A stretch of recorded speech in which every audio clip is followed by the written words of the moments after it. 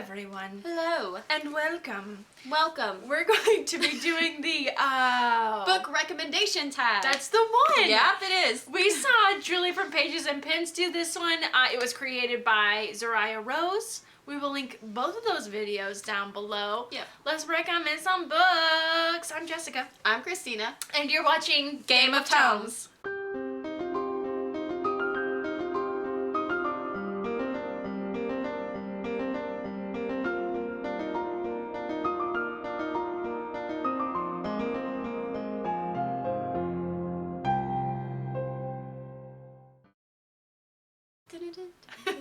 I hear it in my head every single time. I love it so much. This is a very short tag video. There's actually only 4 questions, so we're just gonna get right into it. Yeah. Number one.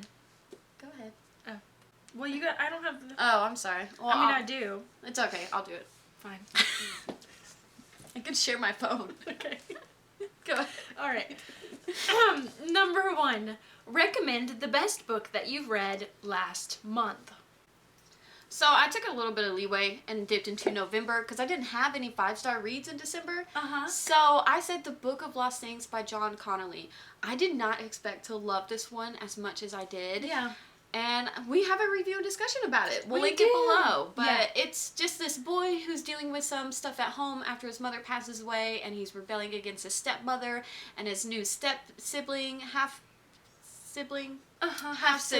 Yeah. And then he kind of gets into this fairyland world, and things happen, and they're like, it's really dark and twisted fairy tales, yeah. which was like a really nice surprise. It so was. I highly recommend it. Yeah. Yeah. Me too. Yeah, awesome. Okay. We both loved it. Yeah, we did. So the book I want to recommend to you, I actually finished yesterday, and that's World Without End by Ken Follett.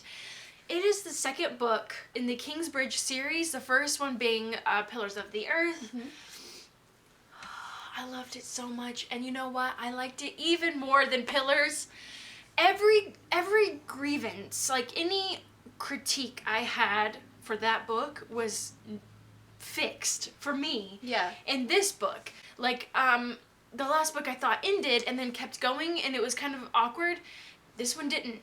I thought he went on a little too long in conversation sometimes, and like about construction, which I was not interested in.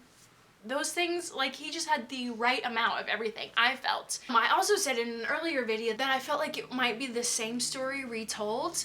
It takes place 200 years later, and some of the descendants are main characters from the characters in the last book. I hope I'm making sense. I'm following you anyway. Okay.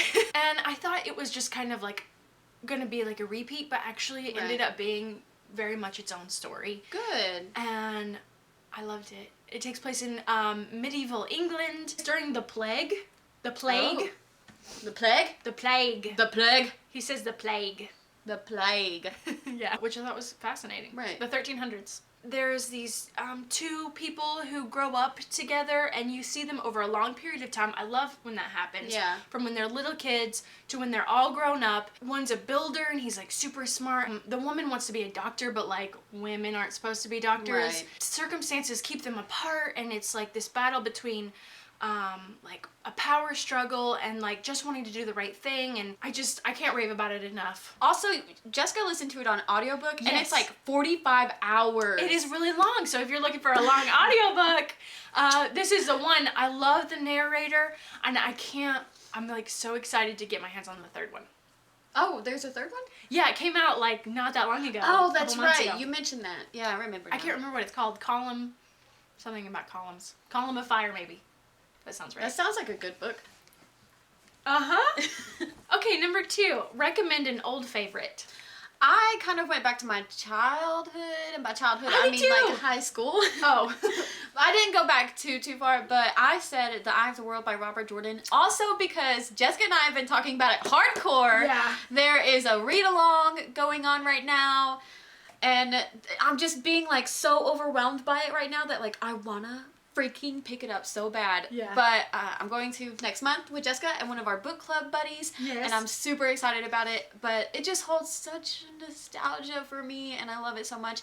And it's a great world. It's a very high epic fantasy. It just completely takes you away and just like absorbs you. It's multiple perspectives, and it's just I love it so much, and I want to reread it, and I'm really interested to see how I feel about it now, because it's been at least 8 years since I've read it. Yeah. And now that I'm older and a different reader, I'm really excited to see how I think about it now. You're making me so excited to pick it up. I love it so much! That's really cool. Okay, well, I went way back. I have it here, actually. Hello to my childhood. So this is the very book that I had in childhood. I found it at my mom's house, and she let me take it home. It is Little House in the Big Woods by Laura Ingalls Wilder. Who read this? I want to know who read this. This is probably the first chapter book I can ever remember reading. And it's even like gotten eaten by a mouse, it looks like, in storage. What? I was literally listening to the History Chicks, and they legit talked about this book today while I was listening to it this morning. That is so weird. I'll send it to you. Yeah. Oh, that's so sorry. That was just so coincidental. That is crazy. I've never ever read those ever, and I've never watched Little House on the Prairie either. I was gonna say Little House on the Prairie I really liked, and so I want to say my mom gave them to me, but like I don't have any memory of that. Right. I didn't know she had them still. Yeah, that's awesome. She gave, like, I have the whole series at home, but I didn't read them all. And I think I was mad that, that Laura wasn't the center of all of the books. Mm-hmm. And so I was like, this is dumb. I don't know. Well, okay, let's do number 3. Recommended nonfiction. I actually kind of have 2 because they're both really good. My first one is Geisha, A Life by Mineko Iwasaki. Yeah. Her life was actually, obviously, as a geisha, and her story inspired Goldman to write Memoirs of a Geisha. And so we read Memoirs first, then we read Geisha, A Life. And I would highly recommend it because I think most people have read Memoirs. A lot of things were really different, but yet a lot of things were the same. So it was really nice getting that, real account. Right, what was fiction, what was fact. Right. Yeah, I like that. Yeah. And the other book I actually just finished, it was the first book I finished of this year. Obviously, there's nothing happy about it, but that is A River in Darkness, One Man's Escape from North Korea by Masaji Ishikawa, if I'm saying that correctly. And obviously it's a story about how he escaped from North Korea, unfortunately had to leave his family behind. Oh. And he actually didn't grow up in North Korea. He lived in Japan and was born in Japan. But when North Korea, the war kind of ended, and they were trying to get all the Koreans to go back to North Korea, the Japanese government was like, it's a paradise, you guys go, it's your homeland, they'll go to college for free, there's jobs galore. And so his parents packed up and went, and he was 13 at the time, and then he grew up, and it was obviously nothing like what they were told it was going to be. And it's just really heartbreaking, but I feel like I'm glad that I know. And he actually also goes into a little bit about the politics that were going on, which I really appreciated, not knowing much about North Korea myself. So I would highly recommend it just for a different point of view, And it was... If you want like a happy story, this is definitely not it. Like it is really heartbreaking, but I'm really glad that I read it. All right, I'm gonna happy it up over here. Yeah, please do. So I read this book this month. I went to the library and I picked it up on a whim, and that is Norman Rockwell, Behind the Camera by Ron Schick. And there's a foreword in it by John Rockwell, who is his son, if I recall. I think it's his grandson. Anyway, interesting. I knew nothing about Norman Rockwell other than having seen some of his paintings before. And it turns out he had a really interesting process in order to get to this. And that was by taking photos that he would stage. He would get the costumes down, he would find everything. Here's the return home picture. And then there's a studio photo. Little girl. There was an anecdote in there that talked about the little girl said that she got a crate of bubble gum from a bubblegum factory after having appeared in these drawings. The general public was not privy to the information that he used photographs, and he was actually ridiculed by other illustrators who think it's like he was like copying. Yeah. No. And he went a step further by like projecting the image with the projector, and then like tracing and using it to put different pictures together to make the composite he wanted, and he would change whatever he wanted to do. Right. He would actually hide that machine when people came over because he was kind of embarrassed of his process. But they talked about how he would direct the people in the photo, and he would like get up and he would be animated to try and get them to get that emotion out. Right. And he would always had like an assistant photographer. He hardly ever took a picture himself, but he was more of the director. And Right. it was just super fascinating. And it got my creative juices flowing, and Yeah. I think if you're a photographer or an illustrator, I think that you would find this book really fascinating. And it was cool to see some famous images that I've seen, and the stages of like photography and all the stuff that went into getting it to that point. And I never ever would have thought Yeah. that that's how he did it, but I thought it was really great. I didn't know that either. Yeah. I don't really know that much about him either to begin with. Oh, I see. In 1955, Rockwell traveled to New York City to hire a professional model to pose in the nude for Mermaid. In Rockwell's Stockbridge studio, the model was posed in a makeshift lobster trap built by his assistant, Louis Lamone. Photographer Bill Scoville was so embarrassed that he never came out from under his black focusing cloth. Isn't that great? See, but that's still art. To think of Yes. the concepts like that and to juxtapose her into that. Is that Yeah. the right word? No, but yeah. So there's a picture on the cover of the Saturday Evening Post, and here are some pictures that he took in order to get to that. That's still amazing art. I mean, think, that's, yeah, I don't think there's anything cheating about it. No. Okay, number 4. Recommend a book that will help people escape.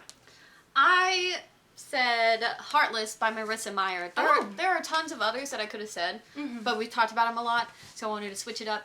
And I personally really enjoyed Heartless. If you don't know, it's kind of like a retelling of how the Queen of Hearts came to be. And I know some people don't enjoy it, but if you're kind of into that thing, for me personally, I was just like, boom, I was there. I was in the story. I could see it happening as I was reading. And I just got really invested into it for what it was, and I just really enjoyed it a lot. That's super cool. Yeah. I was like, I can see her at the balls in her gown, and then like I was gonna say the Joker, but the Jest.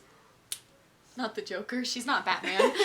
But yeah, I just, cool twist. because you know they have like a garden party scene playing croquet, and there's like a hat that opens up Like a flower. like a I flower, remember you telling me and that. yeah, it's just I could visualize it, and it was really, really cool. That is super cool. Yeah.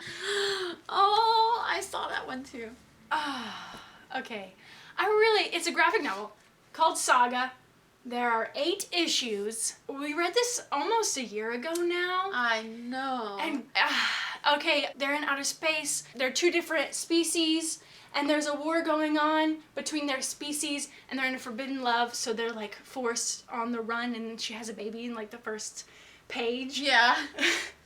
And wouldn't it be so nice to have the second issue? No! Wouldn't it be so nice to have a second issue? Girl, where did you get that? Okay, I'll tell you about here. Did you already read it? No, I haven't read it yet. Oh, But so it I can't keep it? It would be even better to have all of the issues. What are you doing to me right now? What? You bitch, you didn't tell me. Oh my god, look how beautiful they are. Isn't that so cool? My heart was pounding. Like, I kept this a secret from you for like Yo, 3 I days. thought your bag looked like it had more stuff in it than like 2 books. I'm like shaking right now. God, guys, this isn't even mine, and I'm like overwhelmed with happiness. Okay, so Look how beautiful these. we have someone to thank here. Okay. My Uncle Eric, who lives in Georgia, watches our channel. I didn't even know he watched What? it. My mom sent him, when we first started, the Yeah. link to our channel. He Yeah. said he's watched like every single episode and he loves our show. And recently, when I said that I've been wanting to read Saga, he sent me 2 through 8. Oh my gosh, I felt so bad because I didn't get it for you for Christmas. No. Uncle Eric! How awesome is that? They're not mine, but I'm like so excited because I know I can borrow them. Our library doesn't have these. No, our library does not have like graphic novel selection at all. No. And like they're like money. Each one is money. Look On the back it says they're like $14.99 each. I don't know if you paid that. Right. But like I've just not wanted to spend the money on it. Look at that. It's so cool. Look at. I have wanted to box you every single day for the past 3 days. This is a really good surprise. You clever, clever girl. Okay, well, first of all, Uncle Eric. Yeah. Thank you so much for watching and supporting. And thanks for sending Jessica the books so I can also read them. I told him I'm so excited to show Christeena. And then I decided I had no idea. Oh my gosh. Yeah. These are like, it's so wonderfully heavy in my hands right now. I freaked out when I saw them. I love these covers, this artwork. Yeah. Look at that zebra. Whoa, that's a cool zebra. Look at that multicolored. There's a... I like the gradient. That's a chick, too, on that zebra. Uh-huh. So, yeah. Wow. We have that to read. You better get on it, girl. I'll be giving them to you as a go. I really did it. You did that so well, pulling out the second one. Yeah. And then you were like... You got me so good! 1, 2, 3, 4, 5, 6, 7, 8. Is that it? Is that all of them? I think so. Is there gonna be more? I don't know, honestly. Tell us. Can we do a thumbnail with those? Sure, yeah. Okay, so that is our book recommendations tag, and we are going to tag 4 people. Yay. Shelby from Read and Find Out. And we're going to tag Charles from sirbooksage. Pip from Pip Reads. And Cassie from Cassie's Bookish Corner. We will link their channels below, and you guys should definitely check them out. When you play the game of tomes. You read or you die. Come be our friends. Social media links in the description below. And we hope you're reading a great book. Bye. Bye. All right. Hello. Oh. We should get the questions.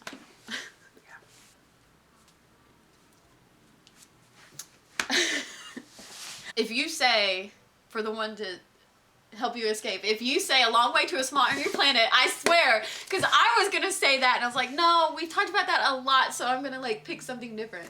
You said it, didn't you? No, I didn't, but I wanted to. I really wanted to. I like that shirt. Oh, thank you, madam. You're welcome.